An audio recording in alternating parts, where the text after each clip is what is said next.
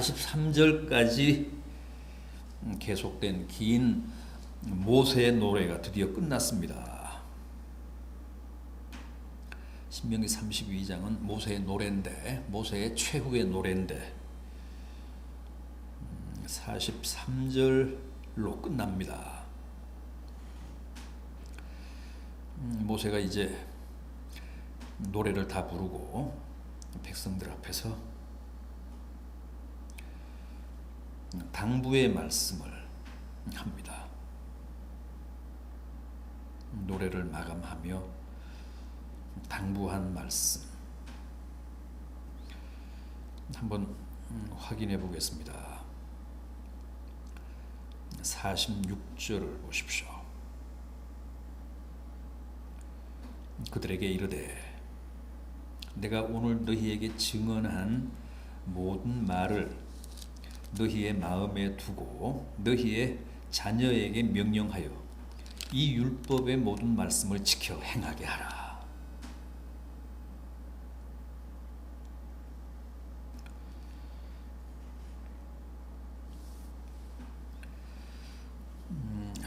내가 노래로 증언한 하나님의 말씀, 하나님의 율법을 너희의 마음에도 두고 너희 자녀들에게도 명령해서 꼭 지키게 하라, 행하게 하라. 왜냐하면 하나님의 말씀, 하나님의 율법을 지키는 일이야말로 너희의 생명이라고 합니다. 47절 상반절을 보십시오. 이는 너희에게 헛된 일이 아니라 너희의 생명이니.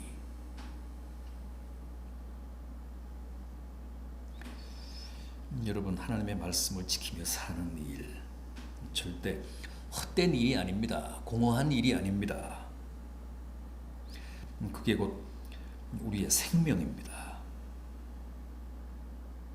하나님의 말씀을 지키는 것이 우리의 생명이라면 하나님의 말씀을 지키지 않으면 곧 죽음이라는 뜻입니다.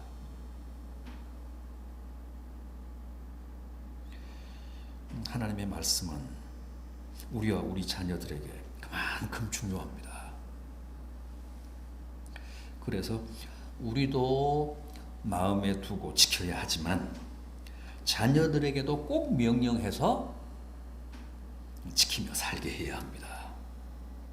지켜도 그만, 안 지켜도 그만이 아니라 지키면 생명, 안 지키면 죽음이기 때문에 반드시 지키며 살게 하라는 겁니다. 47절 하반절도 보십시오. 이 일로 말미암아 너희가 요단을 건너가 차지할 그 땅에서 너희의 날이 장구하리라. 여러분, 하나님의 말씀을 지키며 살아야 장수합니다. 하나님의 말씀을 지키며 살아야 건강하게 행복하게 오래 삽니다.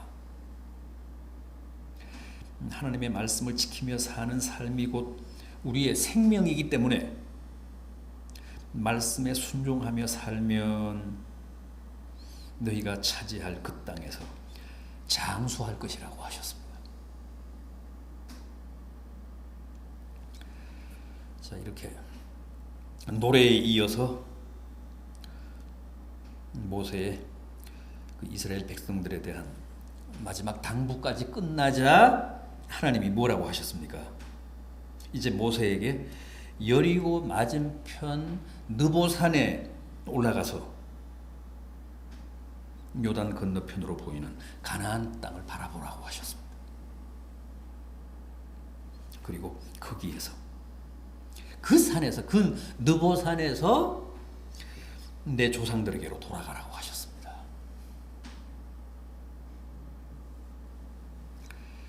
다시 말하면 너는 요단을 건너서 가나안 땅에 들어가지는 못하고 요단 이편 광야에서 느보산에 올라가서 저 멀리 요단 건너 가나안 땅을 바라보며 죽으라는 겁니다. 죽어야 한다는 겁니다. 그런데 그 이유를 뭐라고 말씀하십니까? 왜 모세가 그런 최후를 맞아야 된다고 하십니까? 51절이 바로 그 이유를 밝히신 하나님의 말씀인데, 이는 너희가 신광야 가데스의 무리바 물가에서 이스라엘 자손 중 내게 범죄하여 내 거룩함을 이스라엘 자손 중에서 나타내지 아니한 까닭이라. 그래서 너는 요단을 건너지 못하고 가나안에 입성하지 못하고 이 광야에서 이 느보산에서 최후를 맞아야 한다는 겁니다.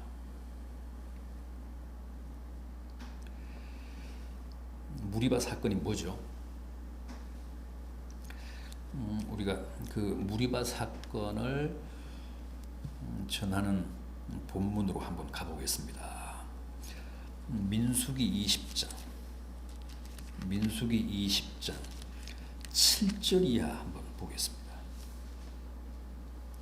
229면 구약성경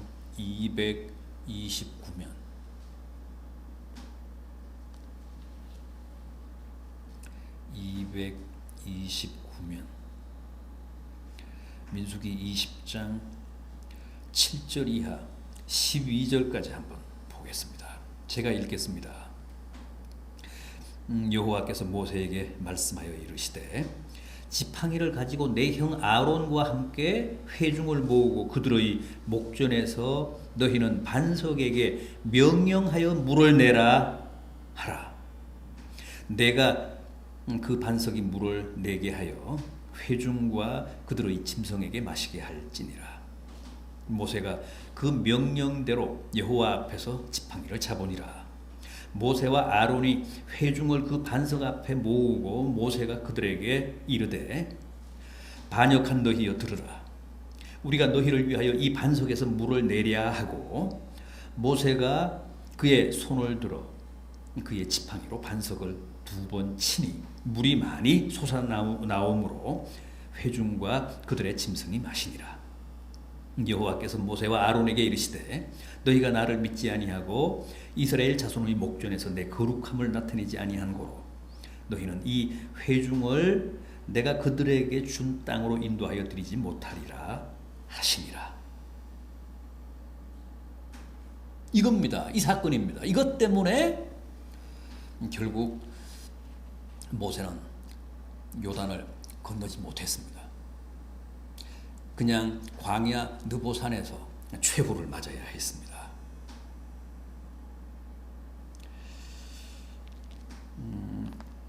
다시 오늘 신명기 본문으로 가보겠습니다. 신명기 32장 마지막 52절. 내가 이스라엘 자손에게 주는 땅을 맞은편에서 바라보기는 하려니와 그리로 들어가지는 못하리라 하시니라.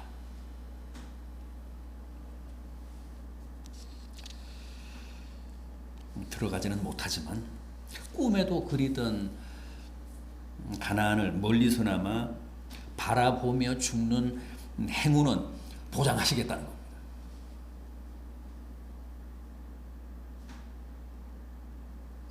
그리고 죽어서도 마냥 가나안을 바라볼 수 있도록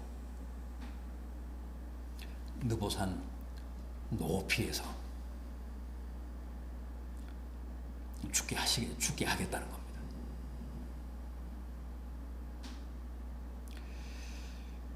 사실 모세의 죽음에는 여러 가지 미스테리한 의문들이 많은 게 사실입니다. 우선 우리가 제기할 수 있는 의문은 그겁니다. 하나님 앞에서, 백성들 앞에서 혈기 한번 부렸다고 가나안에 못 들어가게 하시는 것은 너무 가혹한 게 아닌가. 혈기 부리고 하나님의 거룩하심과 영광을 나타내지 않았다고 가나안에 못 들어간다면 과연 우리 중 누가 가나안에 들어갈 수 있겠는가? 그 점에서 참 심한 징계고 비현실적인 징계처럼 보입니다. 하나님은 그냥 명하여 반석에서 물을 내라고 하셨는데 모세는 지팡이로 2번 반석을 후려쳤습니다. 그것 때문에 못 들어가는 것으로 되어 있습니다. 하나님의 면전에서 백성들 앞에서 하나님의 영광을 드러내지 못하고 하나님 말씀에 순종하지 않고 혈기를 부리며 지팡이로 반석을 2번 후려쳤다고. 너는 안 된다. 요단을 건널 수 없다. 가나안에 입성할 수 없다. 이제 그렇게 말씀을 하셨다는 거죠. 참 가혹하고 너무 비현실적인 징계처럼 여겨집니다. 그래서 이 사건에는 그런 표면적인 이유보다 더 심오한 뜻이 있고 더 깊은 하나님의 계시적인 의미가 있다는 거죠. 그게 뭐라고요? 모세는 율법의 화신이잖아요. 율법을 대신합니다. 대표합니다. 하나님이 모세를 통해 이스라엘 백성들에게 율법을 주셨습니다. 십계명 돌판을 주셨습니다. 따라서 하나님이 무리바 사건을 핑계로 모세를 가나안에 못 들어가게 하신 것은 율법으로는 안 된다는 사실을 우리에게 계시하기 위해서였다는 겁니다. 율법으로는 천국 갈 수 없고 궁극적으로 복음이 있어야만, 복음으로만이 천국 갈 수 있다는 계시를 주시기 위해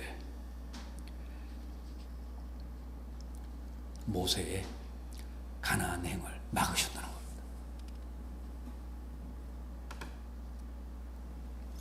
모세로는 가나안에 못 들어가고 주님이 오셔야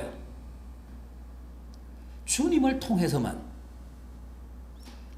영원한 가나안인 천국에 들어갈 수 있다는 겁니다.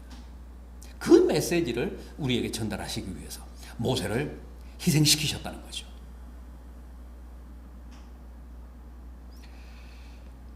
우리는 모세가 가나안에 들어가지 못한 사건에서 이 하나님의 메시지를 놓쳐서는 안 됩니다. 인간적으로는 대단히 안타깝지만 또 애석하지만 결국 주님을 십자가의 다심으로 우리를 구원하셨듯이 그렇게 모세를 희생시키셔서 우리에게 진정한 메시지를 전달하시고자 하셨던 게 바로 이 사건을 통한 하나님의 계시적인 의미였다는 겁니다. 다음은 모세가 가나안에 들어가지 못하고 광야 느보산에서 죽었다는 것은 결국 그가 천국에 못 들어갔다는 뜻이냐? 왜 이런 문제가 제기되느냐 하면 우리는 흔히 요단을 건너는 것을 죽음으로, 가나안에 들어가는 것을 천국에 들어가는 것으로 이해를 하잖아요. 그건 맞습니다. 영적으로는 요단강을 건너는 게 곧 죽음을 상징하고 가나안에 들어가는 것은 천국 가는 것을 상징한다. 틀린 말이 아닙니다. 그럼에도 모세의 경우는 비록 가나안에는 못 들어갔지만 천국에 들어갔다고 우리는 확신합니다. 하나님이 비록 율법을 상징하는 모세를 통해 율법으로는 천국 갈 수가 없다는 계시적인 메시지를 우리에게 전달하셨지만은 실제 모세는 천국 들어갔다는 거죠. 가나안에 못 들어갔다고 해서 천국까지 못 들어가는 것은 아니라는 겁니다. 그 사실을 어떻게 우리가 확인하고 믿을 수 있습니까? 오늘 본문 50절을 보십시오. 50절 하반절을 보면 너도 올라가는 이 산에서 죽어 내 조상에게로 돌아가리니. 너가 올라가는 이 느보산에서 죽어 조상들에게로 돌아가라. 모세의 조상이 누굽니까? 뭐 많지만은 아브라함과 이삭과 야곱 아닙니까? 그럼 아브라함과 이삭과 야곱이 지금 어디에 있습니까? 지옥이 아니라 당연히 천국에 있잖아요. 그 조상들에게로 돌아가라고 말씀하셨습니다. 그러니까 모세는 요단을 건너 가나안에는 못 들어갔지만 가나안이 상징하는 천국에는 들어간 게 확실하다. 왜냐하면 하나님이 친히 그렇게 말씀하셨으니까. 죽어서 조상들에게 돌아가라. 아브라함과 이삭과 야곱에게로 돌아가라. 아브라함의 품에 안기라. 그렇게 말씀하신 것으로 봐서 틀림없이 천국은 들어갔다. 그의 최후를 희생시켜 우리에게 메시지를 전달하시기 위해 가나안에는 못 들어가게 하셨지만 아브라함과 이삭과 야곱이 들어간 천국은 확실하게 가게 하셨다는 거죠. 그것뿐만 아니라 신약에도 근거가 있잖아요. 주님이 변화산상에서 선지자를 대표하는 엘리야와 율법을 대표하는 모세를 부르셔서 삼자 산상 회담을 벌이셨잖아요. 지옥에 있는 모세를 불러오시지는 않았을 겁니다. 이런 성경의 근거를 우리가 종합해 볼 때 모세는 비록 천국을 상징하는 가나안에는 못 들어갔지만 가나안이 상징하는 천국에는 들어갔다.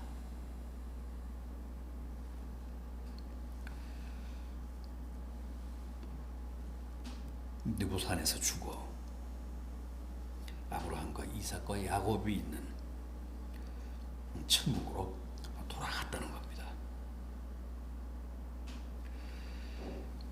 자, 이렇게 모세의 최후까지 함께 확인을 해봤습니다. 오늘은 이 32장 마지막 절까지